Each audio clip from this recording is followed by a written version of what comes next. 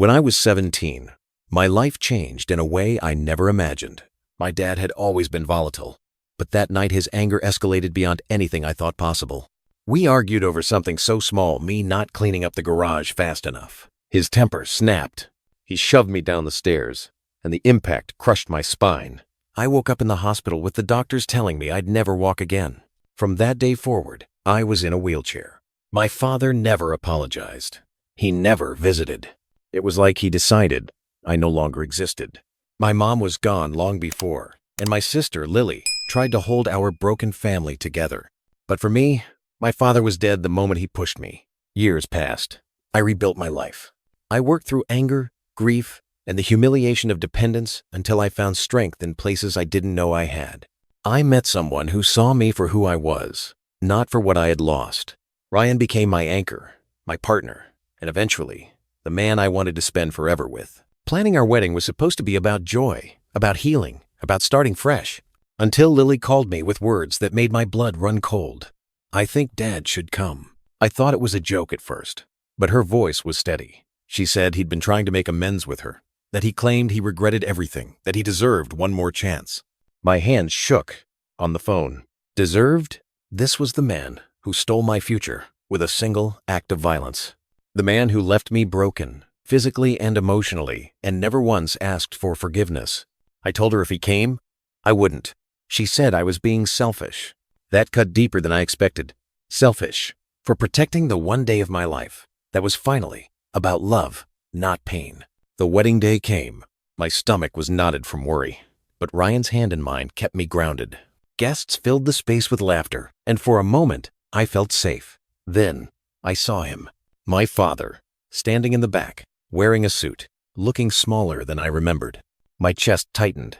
Lily stood beside him, smiling weakly, like she was waiting for me to embrace him. Instead, I stopped the ceremony. My guests watched in stunned silence as I wheeled forward.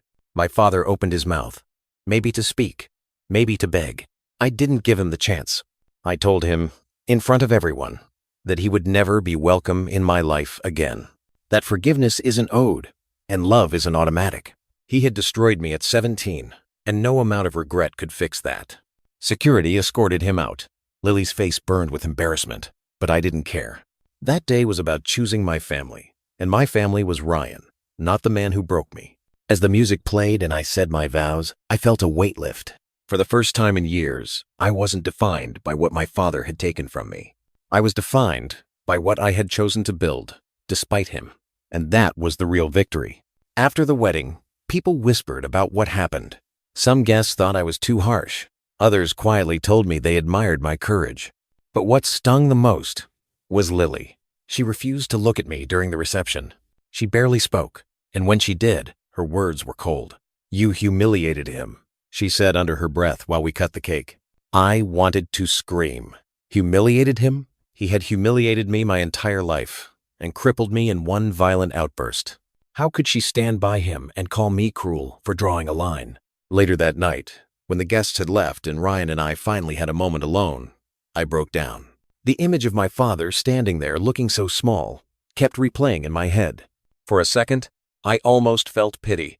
But then I remembered the years I spent in hospitals, the endless physical therapy, the way he never once called.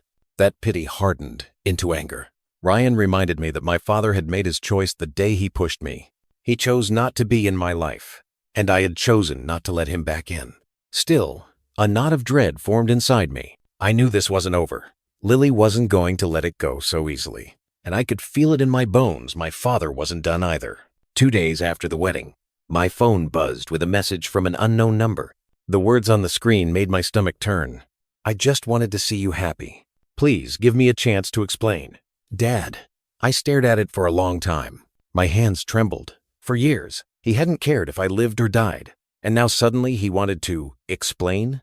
Explain what? How a father could cripple his own child and vanish. I deleted the message without replying, but the damage was done. My peace from the wedding dissolved instantly. That evening, Lily came by unannounced. She barged into my living room, eyes blazing, and accused me of being heartless. She said Dad cried after I had him escorted out. She said he looked broken, like a man finally realizing his mistakes. "He's changed, Noah," she pleaded. "He's sick with regret." I looked her dead in the eyes and told her I didn't care if he cried rivers. He never once cried for me when I was lying in a hospital bed learning I'd never walk again. He never cried when I spent nights in agony, wishing I could die just to escape the pain. My voice cracked as I told her, "If you want a relationship with him, fine. But don't you dare force him back into my life." She stormed out, slamming the door behind her. I sat there in silence, the echo of her anger hanging in the air. For the first time, I realized this wasn't just about my father anymore. I was in danger of losing my sister, too. A week passed, and the silence between Lily and me grew heavier than ever. She didn't call, didn't text, didn't even like the photos I posted from the honeymoon. I thought maybe she just needed time. But then, Ryan showed me something that made my blood boil. He had been scrolling through social media and stumbled across Lily's post. A picture of her sitting at a cafe with Dad, both smiling like old wounds had magically healed. The caption read, "Second chances matter." Hundreds of likes, supportive comments, people praising their beautiful reconciliation. My chest burned. It wasn't just that she was seeing him. It was that she was painting me as the villain without even mentioning my side. To everyone else, I looked like the bitter child who couldn't forgive, while she looked like the noble daughter giving a broken man grace. That night, I confronted her over the phone. She didn't deny it. Instead, she doubled down. People can change, Noah. Not everyone clings to anger the way you do. I was speechless. Anger? That's what she thought this was? Not trauma. Not survival, just petty anger? I hung up before I said something I couldn't take back. But deep inside, something shifted. I realized Lily wasn't just blind to my pain. She was willing to erase it entirely if it meant keeping Dad in her life. And for the first time, I asked myself a terrifying question. Was I ready to cut her out too? The question haunted me for days. Lily wasn't just my sister. She had been my lifeline after everything happened. When I was 17 and lying in that hospital bed, she was the one who snuck in late at night with fast food because I hated the bland meals. She was the one who held my hand when I cried myself to sleep, promising me I'd still have a life worth living. To imagine cutting her off felt like cutting away the last piece of family I had left. But every time I remembered that cafe photo, rage drowned out the memories. She knew exactly what he had done to me. She was there through all of it. And still, she smiled next to him, pretending like my suffering was just a footnote in some redemption story. Ryan noticed the change in me. He caught me staring at my phone, debating whether to scroll through her posts again, torturing myself with the comments. "You can't keep reopening the wound," he said softly. "If she can't stand with you, you may have to stand without her." His words hit me harder than I expected. I realized I was holding onto a version of Lily that no longer existed. The girl who defended me was gone, replaced by someone who wanted to rewrite the past. And as much as it broke my heart, I knew Ryan was right. For the sake of my own sanity, I'd have to make a choice soon. And then, one night, that choice came knocking, literally. Lily showed up at our door with Dad standing right beside her. When I opened the door and saw them both standing there, my whole body froze. Lily's eyes were red, like she'd been crying, but Dad's expression was different, almost rehearsed. He clutched a small box in his hands like it was supposed to mean something. "Noah," Lily started softly, "please just hear him out. One conversation. That's all I'm asking." I looked at Ryan, who stood just behind me. His jaw was tight, his hand resting on my shoulder like he was ready to step in if things went south. I turned back to them. My voice was steady, though inside, I was trembling. "You have no right to be here." Dad finally spoke. His voice was quieter than I remembered, but it still sent a chill down my spine. "I know I ruined everything. I can't change what I did, but I need you to know I regret it every day." He opened the box and pulled out a pocket watch, something that had belonged to his father. "I want you to have this. It's the only way I know to say I'm sorry." I laughed, a bitter sound that surprised even me. "A watch? You crippled me at 17, and now you think a trinket erases that?" My voice rose with each word. "Where were you when I was screaming in pain? Where were you when I begged Mom not to leave me alone with you? Where were you the night I realized I'd never walk again?" He had no answer. He just stood there, clutching that watch like it was worth more than the years he stole from me. Finally, I told them both to leave. Lily tried to argue, but Ryan stepped forward and shut the door firmly. I sat there in my chair, shaking, my chest tight with rage and grief. And that night, as I stared at the ceiling, I realized something terrifying. he wasn't going to stop. Not until he forced his way back into my life, or broke me all over again. The next morning, I woke up to my phone buzzing nonstop. Texts, voicemails, notifications. Lily had clearly gone on a campaign. She posted on social media again, this time a picture of the pocket watch with the caption, "Some wounds can heal if you let them." The comments were worse this time. Strangers praising her forgiveness. Distant relatives chiming in, saying, maybe I needed to let go of my bitterness. I felt like I was being gaslit by my own family's narrative, turned into the villain in a story where my father was the poor, misunderstood man begging for redemption.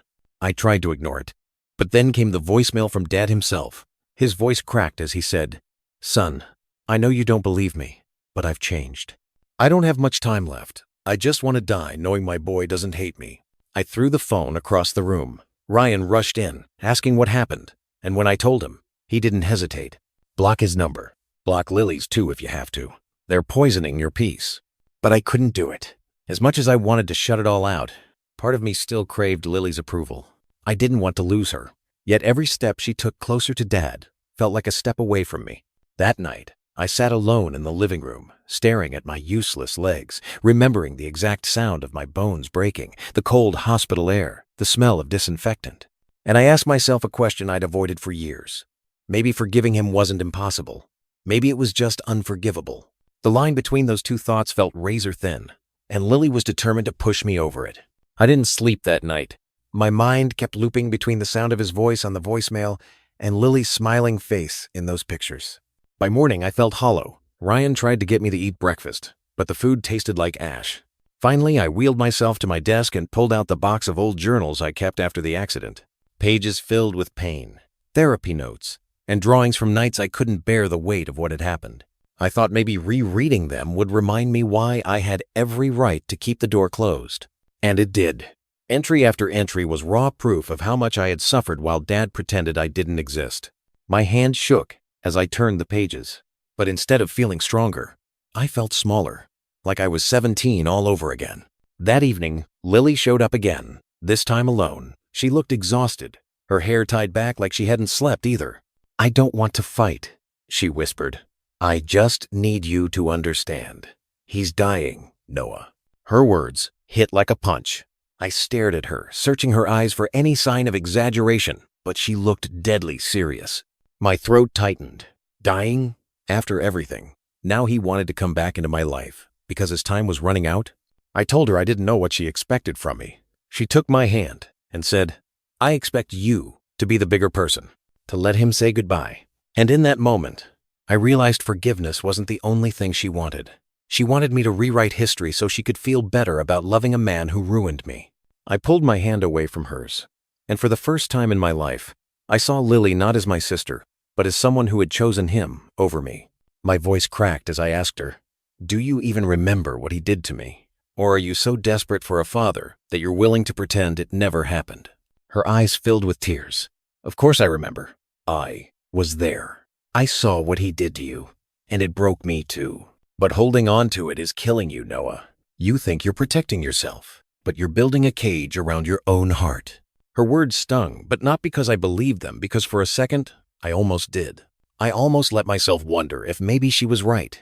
But then I thought of the years I spent trying to rebuild my body, the friends I lost, the jobs I couldn't take, the nights I lay awake wishing I could wake up from the nightmare he created. That wasn't me caging myself. That was me surviving. I told her, "You want him to have peace before he dies? Fine, give him yours. But don't you dare demand mine." My voice was shaking with fury now. "If you can't accept that, maybe you shouldn't come back here." She stared at me like I had slapped her. After a long silence, she whispered, "If he dies without hearing from you, you'll regret it forever." Then she turned and left, the sound of the door closing louder than any argument we'd ever had. I sat there in the silence, chest heaving, knowing something had just shattered between us. And the terrifying part? I didn't know if it could ever be fixed. The house felt unbearably quiet after she left. Ryan tried to comfort me, but even his arms couldn't shake the feeling that I had just lost my last real connection to family. I stared at the door for what felt like hours, half expecting her to come back to say she didn't mean it. But she didn't. The next day, a letter came in the mail. I knew the handwriting instantly it was his. My first instinct was to tear it up without reading, but my hands betrayed me. I opened it.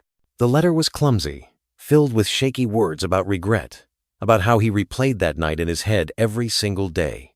He claimed he hadn't visited me in the hospital because he was ashamed, that he thought I'd be better off without him. And then the final line. Please, son, don't let me leave this world as a stranger to you. I dropped the letter like it burned me. My heart raced, my breathing uneven. Ryan picked it up and read it too. He didn't say much, just folded it back and asked, "What do you want to do with this?" I didn't know. Part of me wanted to rip it to pieces and burn it. But another part of me, the part Lily had gotten into my head, whispered, what if he really is dying? What if this is your last chance? That night I couldn't sleep. I kept hearing the crunch of my body hitting the floor, the sound of my own scream, and his face when the paramedics dragged him away. But over it all, I also heard his voice from the letter. Don't let me leave this world as a stranger. I hated him, but I hated the thought of becoming him even more. And I didn't know which side of myself would win.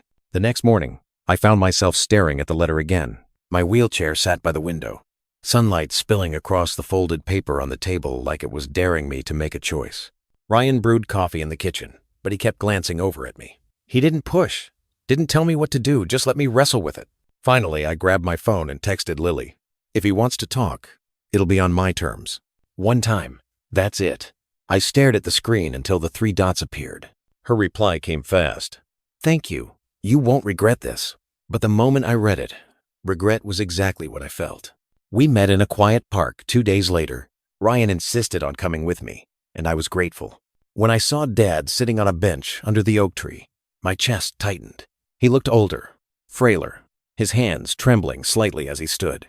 Lily hovered beside him, eyes shining with hope. I didn't let him hug me. I kept my distance, my wheels locked in place. For a moment, no one spoke. The only sound was the rustle of leaves in the wind. Then he cleared his throat and said, "You don't have to forgive me. I just want you to know, I remember every second of that night. And I wish I could trade places with you every day since." The words hung in the air, heavy and clumsy. My heart pounded, torn between rage and something dangerously close to pity. I opened my mouth to respond, but before I could, Ryan squeezed my shoulder. His subtle pressure reminded me, I didn't owe this man anything. Not forgiveness, not peace, not even words. And yet, the silence that followed was louder than any scream. I finally spoke, my voice sharp but shaking. You say you wish you could trade places, but you never did anything to make my life easier. Not once. You didn't show up at the hospital. You didn't help when I had to relearn everything just to function. You left me to carry it alone. His eyes welled with tears. I couldn't face what I'd done. Every time I thought about you, I hated myself more. I thought you'd be better off without me. I clenched my fists. That's the difference between us. You ran away. I didn't have that option. My words came out louder now, echoing in the quiet park. You crippled me, Dad. And then you abandoned me. There's no apology that rewrites that. Lily stepped forward, tears on her cheeks. Please, Noah, just hear him. You've carried this for so long. Don't let it destroy you. I turned to her, my throat burning. It's not destroying me. It made me. Every scar, every broken night, every failure and victory I built myself from the ashes of what he did. Don't tell me that's destruction. For a moment, nobody moved. Dad sat back down, defeated, wiping his eyes with trembling hands. Lily looked between us, like she was watching a bridge collapse in slow motion. Ryan leaned closer and whispered, You said your terms. If you're done, we walk away. And I realized I was done. There was nothing left here for me, not answers, not healing, not peace. Just an old man drowning in regret, and a sister who couldn't let go of the fantasy of a father she never really had. So I turned my chair, hands firm on the wheels, and I left. This time, I didn't look back. The ride home was quiet. Ryan kept one hand on my shoulder the whole way, like he knew if he let go I might shatter. My chest felt heavy, but not the way I expected. It wasn't grief, it was relief. For the first time in years, I didn't feel like I owed my father anything. I had faced him, spoken my truth, and walked away. But the silence didn't last. That evening, my phone buzzed with another message from Lily. You broke him, Noah. He was trying. You didn't even give him a chance. I wanted to scream. A chance? He'd had 17 years of chances before he destroyed me, and another decade after to make things right. He chose silence every time. Why was it my job now to make him feel better about the choices he made? I didn't reply. Instead, I muted her messages and put the phone down. Ryan sat beside me on the couch and said quietly, "You're not the villain in this story. Stop letting them write you as one." His words sank deep. He was right. For too long, I had let guilt twist the narrative. But today proved something. I wasn't broken anymore. I was done letting my father's shadow define my life. Still, a part of me knew Lily wouldn't accept it. And that scared me more than anything. Because losing my dad was easy. Losing my sister? That would cut deeper than any scar I already carried. Days passed with no word from Lily. The silence between us stretched into something sharp and unspoken. I checked her social media once, against my better judgment, and there it was.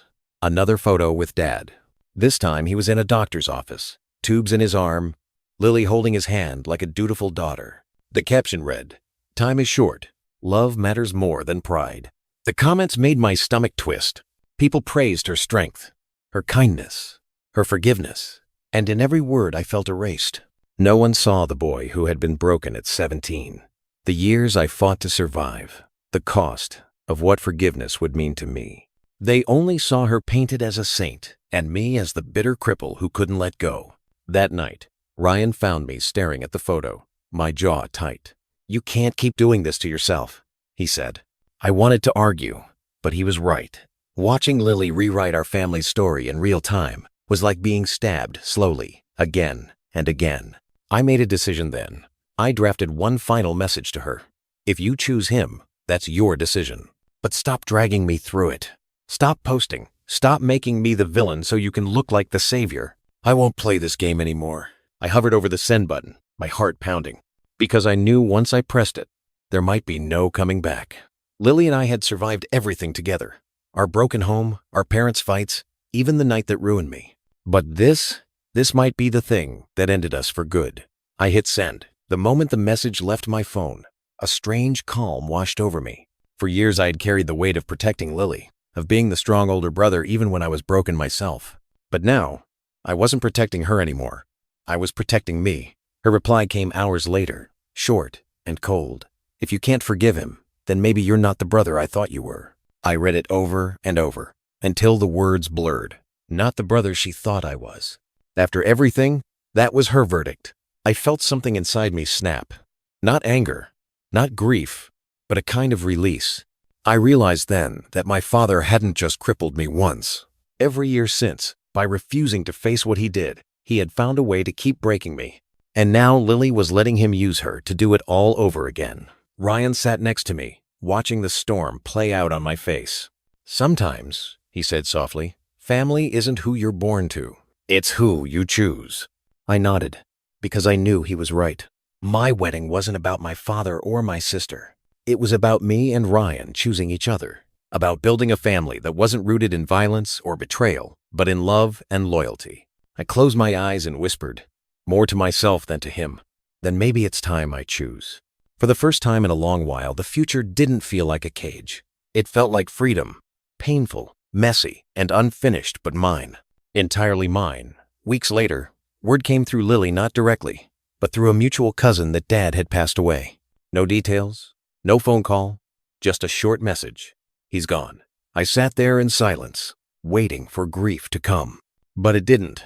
What I felt was nothing, just a hollow quiet, the kind that follows a storm. Ryan asked if I wanted to go to the funeral, but I shook my head. I had already said everything I needed to. Standing over his grave wouldn't give me closure, walking away had. Lily didn't speak to me after that. She cut me out completely, just as I had feared. But instead of destroying me, it gave me clarity. For years I had believed that blood was the bond that held us together, that no matter what, family was family. But blood hadn't kept me safe when I was 17. It hadn't helped me heal when I was broken. And it wasn't what was going to carry me forward. The night after the news, Ryan and I sat on the porch, the cool air brushing my face. I looked at him and realized that despite everything I had lost, I had gained something stronger. I had someone who never asked me to rewrite my pain, never demanded that I trade my truth for their comfort. I whispered, "He doesn't get to define me anymore." Ryan smiled and kissed the top of my head. He never did. You just forgot. For the first time, I believed it. My father's story ended, but mine was still being written. And this time, every word, every choice, every step was mine alone.